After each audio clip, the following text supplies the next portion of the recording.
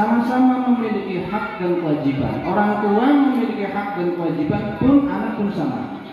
Tinggal dibalik aja, sesuatu kalau menjadi kewajiban orang tua berarti itu merupakan hak bagi anak, dan sesuatu kalau menjadi hak bagi orang tua berarti kewajiban bagi anak. Maka pada kesempatan malam hari ini saya ingin menyampaikan hak-hak seorang anak. Karena ini yang saya sampaikan yang berada di hadapan saya adalah para bapak. Jadi saya menyampaikan hak-hak anak. Ya, tentu ini berarti keharusan bagi kita selaku orang tua. Keharusan di sini nanti bisa wajib, bisa sunnah, memang tidak harus wajib. Nanti kalau saya bicaranya sama anak lain lagi. Anak yang harus saya press, saya motivasi agar menunaikan kewajiban. Kalau ini kan orang tua, berarti saya harus sampaikan hak-hak anak. Ya, yang harus ditentukan oleh orang tua. Para jamaah yang dimuliakan oleh Allah, menurut para ulama, hak anak itu dibagi menjadi dua, yaitu hak sebelum dia lahir dan hak setelah dia lahir. Ini dibedakan, dibagi dua. Hak yang harus atau yang layak untuk diterima anak sebelum dia lahir, di antaranya adalah sebagaimana dalam sebuah riwayat bahwa seorang laki-laki datang kepada Khalifah Umar bin Khattab, ja'a rajul ila Amiril Mukminin Umar bin Khattab radhiyallahu anhu yashku ilaihi an uquqi ibnih. Seorang datang di masa pemerintahan Umar bin Khattab, dia mengadu kepada sang khalifah tentang perilaku anaknya yang bandel. Jadi kalau jadi pemimpin itu siap-siap mendapatkan pengaduan dari rakyatnya, dari warganya. Ini sudah konsekuensi seorang pemimpin. Umar ini walaupun seorang pemimpin sering dapat pengaduan, Pak. Bukan sekali dua kali, bahkan pernah ada seorang laki-laki itu mengadu kepada beliau masalah sepele, padahal masalah rumah tangga. Di rumahnya dia itu diomelin sama istrinya, ceritanya. Istrinya wah gitu lah. Nah, insya Allah dikasih memang ada lah. Rupanya sang suami ini nggak tahan, karena di rumah itu istrinya nggak mau berhenti, ingin mengadukan masalah ini kepada Khalifah Umar. Ketika dia sampai di depan rumah sang Khalifah, ternyata dia mendengar sang Khalifah juga sedang dimarahi sama istrinya. Akhirnya orang ini nggak jadi masuk. Dia akhirnya dalam hati berkata, beliau Umar bin Khattab, keimanannya, ketakwaannya sebegitu luar biasa, itu aja masih dimarahin sama istrinya. Beliau diam. Apalagi saya, siapa saya? Sudah, saya nggak jadi untuk mengajukan masalah ini kepada sang khalifah. Akhirnya orang ini berniat pulang kembali, balik badan. Tapi sang khalifah kemudian melihat, maka mulai dipanggil ke sini. Ada apa kamu tadi? Sepertinya ada yang ingin kau sampaikan. Iya, wahai khalifah. Tadi saya ingin menyampaikan ini itu, tapi nggak jadi. Kenapa? Karena tadi saya lihat Anda pun habis diomelin sama istri. Karena itulah yang ingin saya sampaikan. Saya sebetulnya pengen mengadukan masalah itu. Cuman karena Anda juga mengalami hal yang sama, maka saya jadi. Luar biasa, Umar yang sebegitu tegas. Itu kalau diomelin sama istri itu diem. Ya ini mohon maaf, ini harusnya kayak gini nggak saya sampaikan di hadapan. Nggak ada ibu ya, aman ya. Takutnya ini jadi pembenaran ini, jadi dalil ini. Butuh kan jadi suami. Jadi atur. Nah, pada kasus kali ini seorang datang ingin mengadukan anaknya yang bandel. Ya Khalifah, anak saya ini bandel, anak saya begini, tolong nasihati dia, tolong, kalau perlu hukum dia. Kemudian sang Khalifah, mana anaknya? Panggil bawa sini. Anaknya dibawa, dihadapkan kepada sang Khalifah Umar. Ketika sang anak sudah berada di depan sang Khalifah, maka Khalifah Umar bertanya kepada sang anak, ya walad, tahan sini. Apa benar? Ayahmu mengatakan kamu begini, apa benar? Ternyata sang anak kemudian malah balik bertanya kepada Khalifah Umar, ya Amirul Mukminin, alaysa lil waladi huququn ala walidayhi. Yang berumuminin, apakah seorang anak itu memiliki hak terhadap orang tuanya? Kata Amirul Mukminin, bala, iya tentu.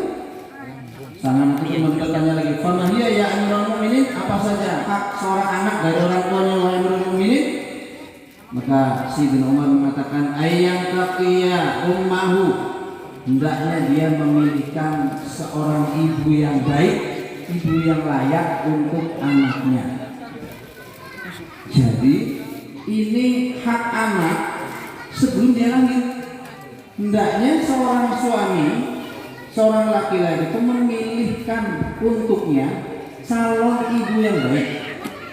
Calon ibu yang baik. Satu. Yang kedua, wa yuhsina ismahu, memberi nama yang baik. Yang ketiga kemudian wa yu'allimahul kitab, mengajarkan Al-Qur'an. Kalau di sini cuma 3, tapi bukan di pembatasan ya. Artinya banyak, cuma di sini karena simpel yang disebutkan 3. Maka kemudian sang anak itu mengatakan, ya Amirul Mukminin, inna abi lam yaf'al syai'an min dzalik. Ayah saya satu pun tidak ada yang dikerjakan dari 3 hak itu, 3 hal itu. Enggak ada yang dikerjakan. Maka kemudian Umar bin Khattab berbalik menatap sang bapak dan mengatakan, Jitu ilaya tashku an huquqi waladi, kamu datang ke sini kepada untuk mengadukan anakmu yang katanya durhaka. Laqad aqaqtahu qabla ayyauqa alaik, tapi ketahuilah padahal kamu sendiri telah durhaka kepada anakmu sebelum anaknya durhaka kepadamu. Nah, ini saya kupas sedikit. Hak anak ya, sebelum lahir dia sudah punya hak. Satu, hendaknya dia dipilihkan untuknya seorang ibu yang baik, wanita yang solehah. Itu hak anak itu. Jadi ketika kita memilih istri dulu kalau ini sih udah kadung boleh istri ya, berarti yang kedua. Oh, yang kedua. Ini berarti untuk anak nanti, ini pendidikan untuk anak. Harus di hak anak itu adalah ayyan taqiya ummahu, tapi dipilihkan seorang istri yang baik, wanita yang solehah. Nah, yang solehah itu hak anak itu. Jangan kemudian memilih istri karena bahenol semata. Ya itu perlu, tapi kemudian bukan hanya itu pertimbangannya. Harus yang pertimbangan utama adalah agamanya. Nah ternyata kasus dalam kisah riwayat ini, orang itu menikahi wanita yang nggak jelas. Anaknya pun dinamakan dengan nama binatang, halal, nanti nama binatang. Dan bapaknya tidak pernah mengajarkan Al-Quran sedikitpun. Maka itulah sebabnya Umar mengatakan, kamu datang ke sini mengadu katanya anak kamu yang durhaka, padahal kamu sendiri telah mendurhakai anakmu sebelum dia durhaka kepadamu. Berarti dalam riwayat ini orang tua pun bisa dikatakan durhaka kepada anak kalau dia tidak memberikan hak-haknya kepada anak. Kita selama ini sering menyampaikan, jadi anak yang berbakti jangan sampai durhaka sama orang tua dan sebagainya, kan begitu.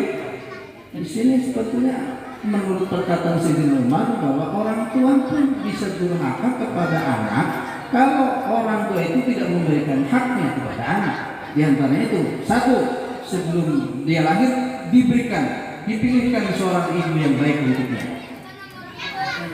Tapi jangan kemudian, oh begitu ya Pak Ustadz, di rumah istri saya agak kurang baik ini, kalau gitu saya cari satu lagi lah yang baik seperti kata Pak Ustadz. Bukan begitu maksudnya. Ini jangan nanti punya kesimpulan begitu, saya nggak tahu jawab ini. Takutnya gara-gara ini saya nanti sayang di bawah-bawah, bisa di demo saya sama ibu-ibu warga Blok H. Ya artinya sudah terlanjur ya, tinggal diperbaiki yang ada sekarang begitu. Ya, sama untuk pendidikan anak kita nanti. Jadi pilihkan seorang ibu yang baik.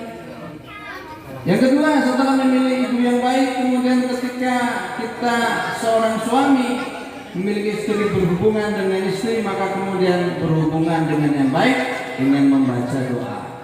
Saya kira doanya sudah hafal semua, doa sebelum berhubungan dan sebagainya itu dihafalin.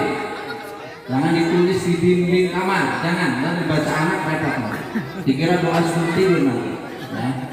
Yang ketiga, setelah berhubungan dengan anak hamil, istri hamil, di situ juga ada hak anak. Apa hak anak? Hak anak didoakan, didoakan.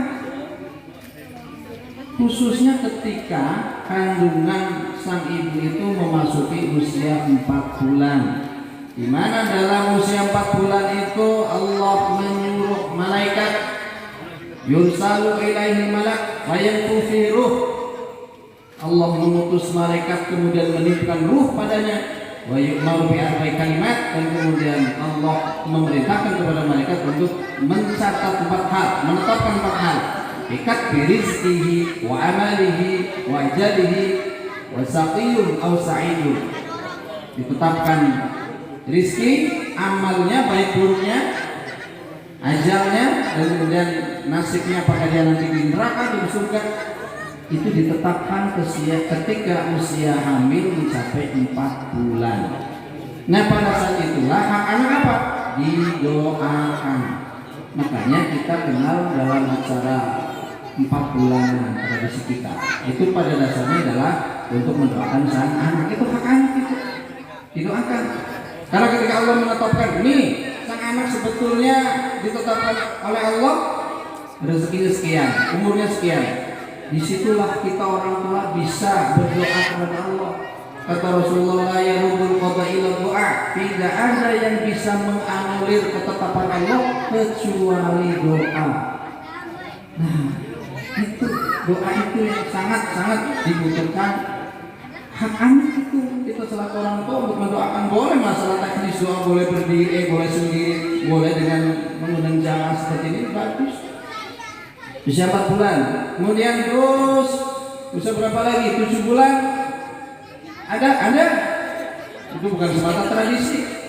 Dalam surat Al-A'raf itu dikatakan, bunda ayahanda kita Nabi Adam, falamma taghasyaha hamalat hamlan khafifan famarrat bih.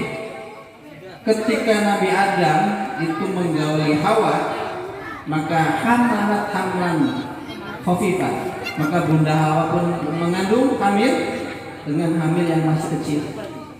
Maka famarrat bih, keduanya beraktivitas seperti biasa. Tapi falamma afqalat, nah ini perlu digarisbawahi, ketika kandungannya sudah berat, membesar. Nah usia kandungan besar berat itu berapa? Ya kan biasanya ya 7, 8, 9 kan. Makanya memang tidak harus 7 bulan. Intinya ketika kandungan berat, sudah besar, di situ dianjurkan untuk berdoa. Ada masalah 7 bulan atau berapa itu tidak masalah. Karena mungkin kita lebih identik angka 7, angka ganjil, angka bagus, dan mungkin menarik sehingga kita pelaksanaannya di 7 bulan. Tapi yang jelas pada ayat ini, falamma afqalat, ketika kandungan sudah berat, da'awallaha rabbahuma, keduanya Adam dan Hawa berdoa kepada Tuhannya, yaitu Allah, la in ataitani sholihan, seandainya kami diberikan anak yang soleh ya Allah, lanakunanna minasyakirin, tentu kami akan menjadi hamba atau orang-orang yang bersyukur. Ini di sini menunjukkan bahwa Nabi Adam dan Hawa pun berdoa ketika usia kandungan Hawa itu sudah berat, membesar.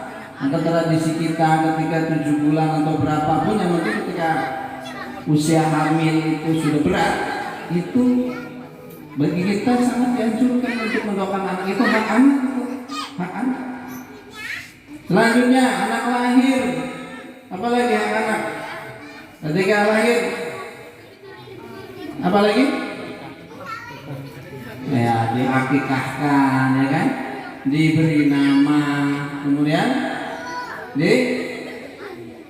ketika barang 3 hal itu dicukur rambutnya. Dan termasuk adalah dikhitan. Itu hak anak, itu hak anak. Berarti keharusan orang tua untuk kemudian mengkhitan anak. Kalau kita kan ini semuanya udah khitan semua kan ya? Insyaallah. Khitan ini kewajiban bagi kita karena tidak sah kemudian ibadah kita kalau kemudian belum khitan. Nah, khitan ini, syariat khitan ini merupakan syariat Nabi Ibrahim alaihissalam. Nabi Ibrahim alaihissalam diriwayatkan bahwa ikhtatana Ibrahim wa huwa ibnu samanina sanatan bil qadum. Nabi Ibrahim itu dikhitan ketika usia 80 tahun. Menggunakan apa? Dulu belum ada gunting Pak, belum ada laser. Sekarang mah enak. Dulu menggunakan apa? Kapak. Itu kalau salah sasaran gimana gitu ya? Hampir. Pakai kapak Pak. Jadi ini, ya itu pun hitam sendiri waktu itu, nggak nyuruh orang lain ya. Tapi Ibrahim itu pakai kapak, del gitu kan? Kayak apa itu? Makanya kalau hari ini hitam ini kan enak banget ya, udah modern, alat udah canggih, udah sehari udah langsung pakai celana ya kan? Zaman saya masih pakai gunting manual begitu. Kakak saya dulu yang ngalamin, yang lihat itu pakai masing-masing pisau Pak, pisau. Obat juga dulu kan sangat tradisional. Ingat Pak, dulu obat orang hitam itu pakai itu kaosnya Petromak itu Pak. Petromak itu kan ada itunya itu yang nyala itu kaosnya gitu kan. Itu kalau ini itu kan dipegang ansur itu. Itu di kampung saya dulu begitu obatnya pakai itu kan jadi serbuk tuh itu ditaburin itu. Zaman dulu begitu. Ya nggak tahu di daerah para bapak saya nggak tahu. Tapi di saya begitu. Tapi ternyata memang cepat kering gitu kan. Nah ini salah satu daripada hak anak yang mesti kemudian disampaikan kepada itu kan oleh orang tua. Ini hak anak. Nah syariat Nabi Ibrahim ini yang kemudian terus dilaksanakan oleh anak turunannya dan lain sebagainya hingga sampai kepada syariat Nabi Muhammad SAW, termasuk sampai kepada kita semuanya. Bagaimana hukum khitan? Hukum khitan itu wajib karena orang yang tidak khitan itu otomatis nanti kesuciannya akan terhalangi. Nah khitan sendiri, manfaat dari khitan ini sendiri banyak sekali. Satu, dari tinjauan kesehatan.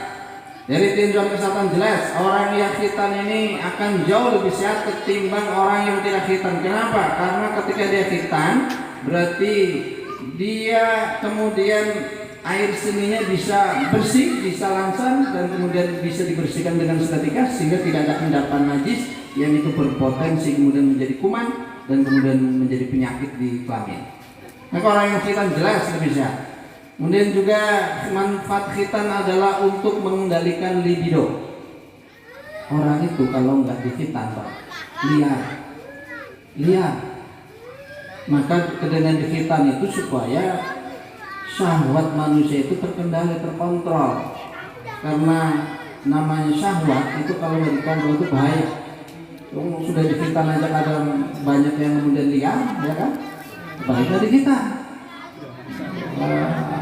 Di luar ini banyak dikhitan tapi masih nggak terkendali, ya kan? Apalagi nggak dikhitan gitu.